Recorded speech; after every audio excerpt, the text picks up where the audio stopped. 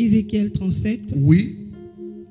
La main de l'Éternel fut sur moi, et l'Éternel me transporta en esprit, Oui. et me déposa dans le milieu d'une vallée remplie d'ossements. Il me fit passer auprès d'eux, tout autour.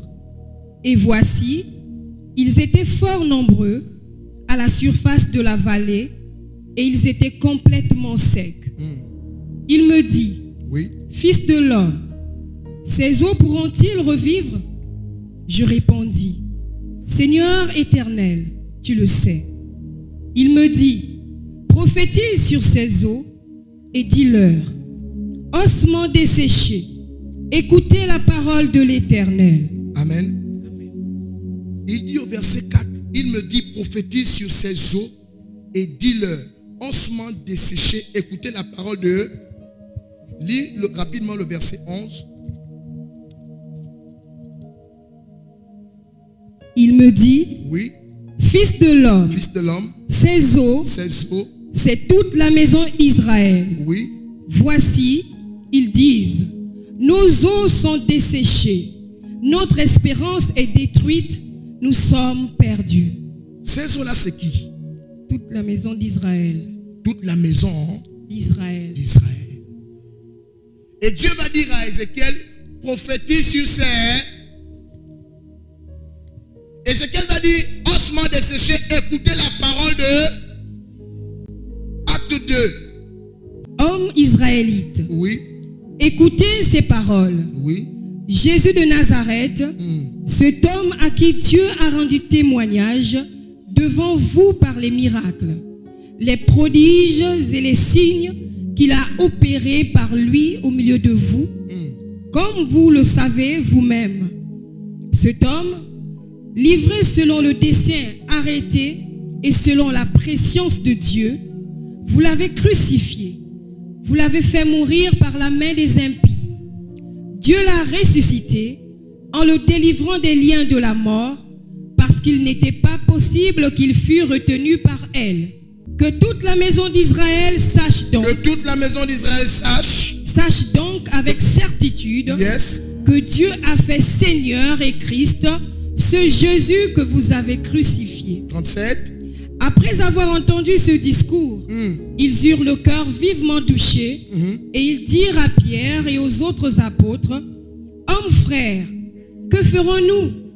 Pierre leur dit, repentez-vous et que chacun de vous soit baptisé au nom de Jésus-Christ pour le pardon de vos péchés et vous recevrez le don du Saint-Esprit. Car la promesse est pour vous, pour vos enfants et pour tous ceux qui sont au loin, en aussi grand nombre que le Seigneur notre Dieu les appellera. Et par plusieurs autres paroles, il les conjurait et les exhortait, disant, sauvez-vous de cette génération perverse. Ceux qui acceptèrent sa parole furent baptisés, et en ce jour-là, le nombre des disciples s'augmenta d'environ 3000 âmes. Amen. Amen. Vous avez suivi la lecture attentivement. Ce que Dieu avait révélé à Ézéchiel, la vallée d'ossements desséchés qu'on avait montré à Ézéchiel. Le Seigneur a dit à Ézéchiel, cette vallée d'ossements desséchés là, c'est la maison d'Israël, c'est les enfants d'Israël. Ils sont dans la mort, ils ont besoin de la vie. Sauf que Ézéchiel avait vécu ça en esprit. Il a prophétisé, il a dit aux ossements, écoutez la parole de l'Éternel. Et c'est ce qui s'est manifesté dans la vie de Pierre. Quand Pierre est descendu de la chambre haute, il leur a dit, hommes frères israélites, écoutez cette parole. Et Pierre a commencé à prêcher et à relater le mystère de Jésus. Et pendant qu'il était en train de prêcher, il libérait la parole. La Bible dit au verset 37, en écoutant la parole de Dieu, alléluia, ils eurent le cœur vivement touché. Et ils ont dit à Pierre, maintenant on t'a écouté, mais qu'est-ce que nous devons faire? Et Pierre leur dit, maintenant repentez-vous. Soyez baptisés au nom de Jésus que je vous dis que vous avez crucifié là. Vous recevrez le don du Saint-Esprit. Et ce jour-là, la Bible dit, on a gagné, Pierre a gagné 3000 âmes. C'est pourquoi quand vous allez lire Ézéchiel 37, vous allez voir qu'après que prophétisé sur les eaux. Alléluia. En disant, ossements desséchés, écoutez la parole de l'Éternel. Et sur les instructions de Dieu que Ézéchiel obéissait, la Bible dit, les ossements desséchés, c'était une grande armée. Or, le but de l'armée, c'est de combattre pour un camp. Et Pierre, dès qu'ils sont descendus de la chambre haute, il a prêché la parole, il a gagné des âmes. Ce jour-là, la Bible parle des disciples. Parce que Jésus leur a dit, allez et faire des nations des disciples. C'est pour vous dire, le disciple ici, c'est un soldat de Christ. Le réveil intervient par la prédication de la parole. Parce que la parole, c'est la seule chose dans laquelle il y a l'esprit et la vie. Vous vous souvenez que pour que les ossements reviennent à la vie, il fallait que l'esprit intervienne. Alléluia. C'est pourquoi je vais dire à quelqu'un, tu veux vraiment que Dieu t'utilise, homme ou femme, pour l'œuvre du réveil. Tu veux d'abord savoir que si nous ne prenons pas à cœur d'annoncer la parole comme cela se doit. Mais la Bible ne dit pas que Pierre était dans une condition habituelle. Non. Pierre avait été revêtu. Alléluia. Pierre avait été sélectionné. Et Pierre n'a pas parlé de lui-même. Pierre leur a dit, je viens vous parler de ce Jésus que vous avez crucifié. Laissez-moi vous dire que c'est lui le Seigneur et le Christ. Et que si vous voulez avoir la vie, recevez-le. Parce qu'en lui, il y a la vie. La Bible dit, il est le chemin, la résurrection et la vie. Comme vous êtes là, enfants d'Israël, vous êtes des ossements desséchés. Vous êtes morts. Et si vous n'acceptez pas Jésus, ce n'est pas la peine. Et c'est comme ça qu'ils ont été touchés. Et ils ont accepté. Et ceux qui étaient morts sont revenus à la vie. Le but de la parole de Dieu, c'est justement de ramener à la vie. Parce que quand on parle de réveil, ça veut dire que les gens sont endormis. Or, comme vous le savez, je vous le répète tout le temps, le sommeil dans le domaine spirituel symbolise la mort. Alléluia. Mais Pierre, permettez-moi de vous rappeler que Pierre lui-même était déjà réveillé. Quelqu'un me suit? Pierre n'est pas venu prêcher étant mort. Non. Même Ézéchiel, la Bible dit, je fus ravi en esprit. Et il était avec Dieu. Et il a obéi selon ce que le Seigneur lui a dit. Et la vallée d'ossements desséchés est devenue une grande armée. Pierre est descendu de la chambre haute. Parce que pendant qu'il était là-bas, il était en esprit. Il était dans une dimension spirituelle. Et Dieu l'a visité. Et quand il est descendu dans la vallée, parce qu'à ce moment-là, pendant la Pentecôte, tous étaient là déjà dans la chair. Et Pierre a annoncé la parole. Mais celui qui a annoncé la parole là, lui-même, il avait d'abord été éclairé. Tu ne peux pas être un instrument de réveil si toi-même tu n'as pas d'abord été éclairé par cette parole. Pierre n'est pas venu parler comme pour vouloir montrer que c'est un prédicateur, non. Pierre était venu dire que ce que vous voyez, parce que la Bible dit qu'ils se sont interrogés. Alléluia. Mais les gens, est-ce qu'ils sont encore des personnes normales? Pierre dit, attendez, ce que vous voyez, dis-moi ce que tu vois. Pierre leur dit, ce que vous voyez, c'est l'œuvre de ce Jésus que je vous annonce. Et voici en fait ce que Dieu attend de chacun de nous. Bien-aimé, tu ne seras pas un instrument entre les mains du Seigneur si Dieu n'a pas fini d'abord avec toi. Tu ne seras pas un instrument entre les mains du Seigneur si toi-même tu n'es pas vivant. Un homme ne donne que ce qu'il a. Pour que Dieu t'utilise pour l'œuvre de la lumière et pour l'œuvre du réveil, il faut que toi-même d'abord tu t'es d'abord réveillé. Parce que celui qui veut réveiller les autres, lui-même doit être d'abord éveillé déjà. Tu ne peux réveiller personne si toi-même tu es endormi. Ça n'existe pas.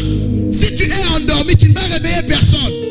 C'est si tu es réveillé que tu pourras constater qu'il y a des personnes qui sont là. Elles sont là, elles sont mortes. Et tu vas venir, oh, réveillez-vous. Et c'est ce que Pierre a fait. Femme, homme, tu veux être un instrument de Dieu. Il faut d'abord que Dieu te gagne. Il faut que tu prennes sur toi les dispositions de te mettre à part. Quelqu'un qui est appelé pour servir le Seigneur ne peut pas être comme tout le monde. C'est pourquoi la Bible dit, Jésus leur a dit, vous êtes dans le monde, mais vous n'appartenez pas au monde. Tu ne peux pas être avec Christ et le monde. Parce que ceux qui sont avec Christ, leur ambassade, on va dire leur royaume est en haut. Ils sont des ambassadeurs sur la terre pour faire la guerre au monde. La lumière vient d'en haut. La lumière ne vient pas d'en bas. Alléluia. C'est pourquoi, si nous voulons vraiment que cette œuvre soit manifeste, il faut des personnes qui sont mises à part. Des personnes qui sont prêts à payer le prix. On a besoin de ceux qui ont compris que nous sommes dans le monde, mais nous n'appartenons pas au monde. Nous ne marchons pas comme le monde. Nous ne faisons pas ce que le monde nous dit. Nous ne sommes pas conduits par le monde, mais nous sommes conduits par la parole et la loi de Dieu. C'est l'esprit qui nous guide. Et ce que Pierre a fait, il l'a fait pousser par la puissance du Saint-Esprit. Et sur place, il a gagné 3000 âmes. 3000 disciples. Regardez cette grande armée dont nous parle Ézéchiel 37. Après avoir prophétisé, il s'est rendu compte que les ossements, c'était une grande armée. Mais l'armée sert à faire quoi? À combattre. C'est pourquoi la Bible dit, celui qui n'est pas avec nous est contre nous. De quel côté es-tu? Dans quel camp tu es? Tu défends la cause de qui? Bien aimé, tu ne peux pas combattre Satan avec les armes de Satan. On ne combat pas les ténèbres avec les ténèbres. On combat les ténèbres avec la lumière. Or, la lumière, c'est la parole. Ça veut dire que si tu ne la connais pas, si toi-même la parole ne t'a pas taillé, parce que c'est une épée, elle pénètre le cœur de l'homme jusqu'à séparer jointure et moelle, âme et esprit. Si lorsque la parole vient, toi-même tu ne l'avales pas, tu ne laisses pas la parole te tailler, la parole ne va pas accepter que tu l'utilises. Tu vas prononcer les versets bibliques, c'est la lettre. Ça ne va rien faire à qui que ce soit. La lettre tue, mais l'esprit vivifie. Est-ce qu'on peut se lever pour prier? Commence à élever ta voix ce matin. Demande au Seigneur de susciter des hommes et des femmes, plus particulièrement nos mamans, nos sœurs. Que Dieu suscite des instruments à la stature de la parole. La Bible dit, quiconque invoquera le nom du Seigneur sera sauvé. Mais comment invoqueront-ils le nom de celui à qui ils n'ont pas entendu parler? Mais comment entendront-ils parler s'il n'y a personne qui prêche? Mais comment y aura-t-il des prédicateurs s'ils ne sont pas envoyés, bien-aimés? Qui enverrai-je? Dieu n'envoie pas tout le monde, mais Dieu envoie des maris de Magdala. Prions pour qu'il y ait des maris de Magdala, des femmes saintes, des servantes de Dieu, des femmes qui font profession de servir le Seigneur, des femmes soumises, des femmes prêtes à obéir à la parole. Commence à élever la voix ce matin. Que Dieu suscite des maris de Magdala. Alors, vous avez aimé cette prédication de l'apôtre Barak Israël. Dirigez-vous vers notre page Onction Ministry TV, YouTube. Vous allez trouver d'autres enseignements qui vous seront bénéfiques. Alors, activez la cloche de notification pour recevoir d'autres enseignements. Et likez, laissez un commentaire si vous en avez besoin. Vous avez des questionnements, laissez un commentaire et nous ferons le plaisir de vous répondre. Et si vous voulez participer au culte en direct, vous êtes à Libreville. Vous avez juste à vous diriger vers le PK8 en face du marché banal. Onction Ministry se trouve juste à côté de la pharmacie Saint-Esprit. C'est juste là où vous allez venir. C'est juste le bâtiment carrelé. Vous allez voir, vous allez appeler. On vous laisse un numéro WhatsApp, un numéro d'appel. Alors le numéro d'appel, c'est celui-ci. 074 73 12 48. Et le numéro WhatsApp, vous pourrez également appeler ou bien écrire. C'est le 066 51 49 22. Alors soyez massivement bénis.